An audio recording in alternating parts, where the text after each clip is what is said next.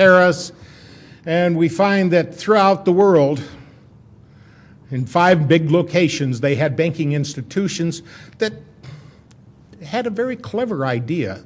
And if these people weren't so evil, it would have been easier to admire what they did. But they had a system whereby you could go to one of the banks in one country and deposit gold with them and get a receipt for it.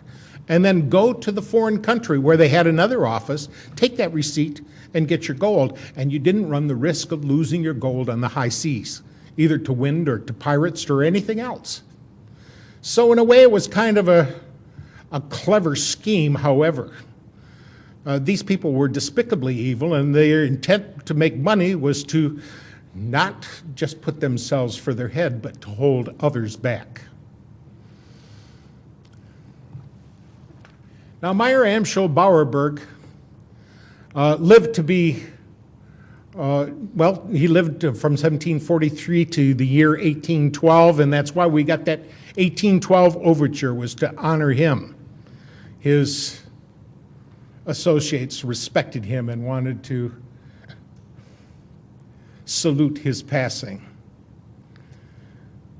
Meyer Amschel Bauerberg changed his name to Rothschild, and he also dropped the Bauerberg suffix and called himself Bauer, closer to home, where he lived there at 148 Judenstrassen in Frankfurt, Germany. They later moved down to 148 Judenstrassen, and it was from there that he was able to do much of his chicanery. And he got in league with a guy, William IX of Hesse-Kassel. Now, if you remember about the Hessian warriors were something that were warrior slaves that was purchased by the King of England from this Landgrave of Hesse-Kassel.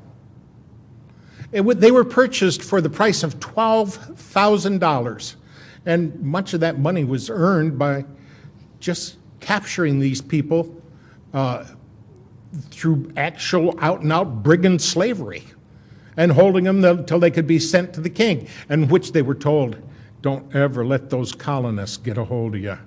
They will skin you alive. Well, when the Hessian soldiers got captured by one of us, one of our forefathers, they started crying, oh, please don't skin me. And they said, well, skin you? We're not going to do that. Then they realized they had been lied to. Many of them came over and joined the revolutionary forces of the Americans, and a lot of them escaped out to the West and melded in and became what we might call squatters out there in the wide open West, like the rest of us did. Now, they did a pretty good job of interfacing with the Native Americans out there, and were able to garner some respect for them.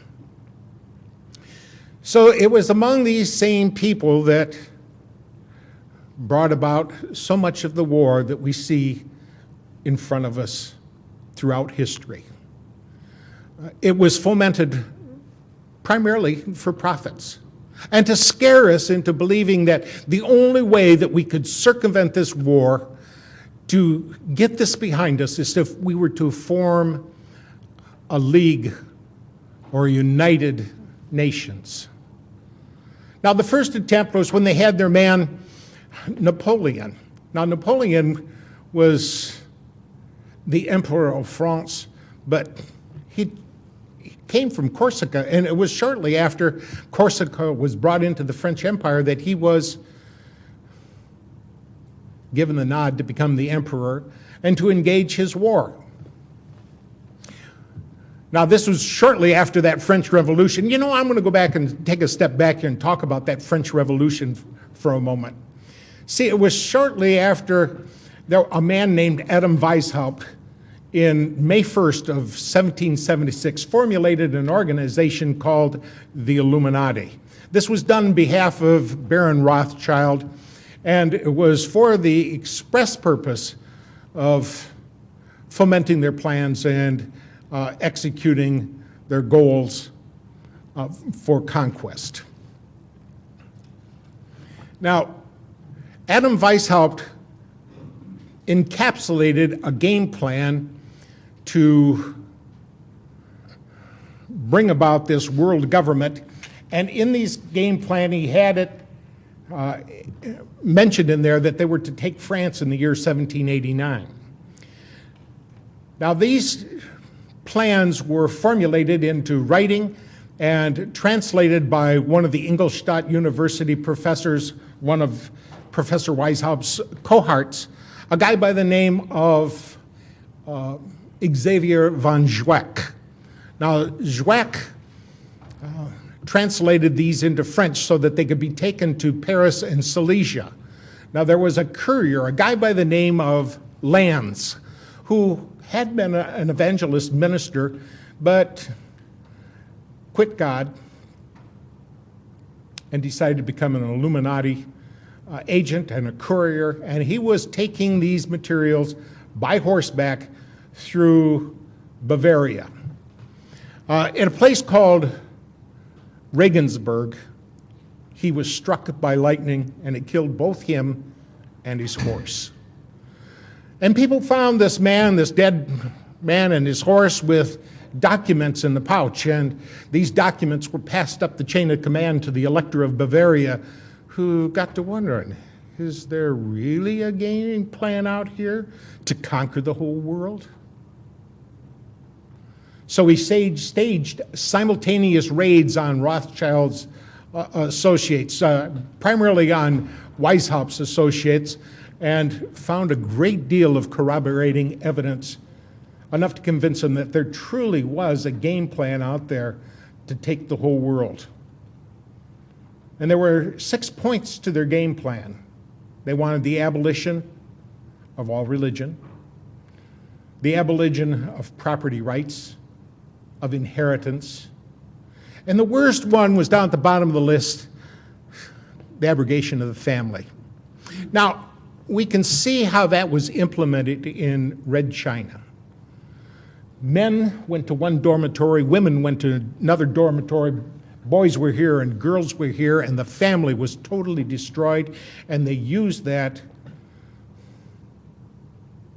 to brainwash those people.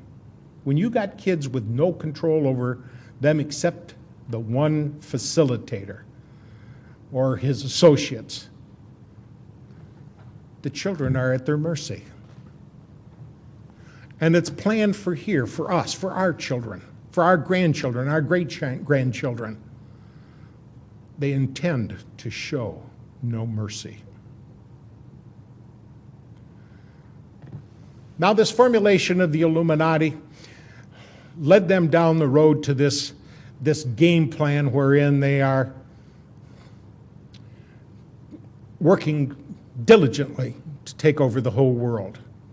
And in the course of doing so, when this courier was found, the Elector of Bavaria, one Theodor von Dalberg, decided after he staged those simultaneous raids that he was going to contact every head of church and state in all of Europe and gave them a translation of the documentation that was found in the pouches of that dead courier, that apostate minister named Lanz.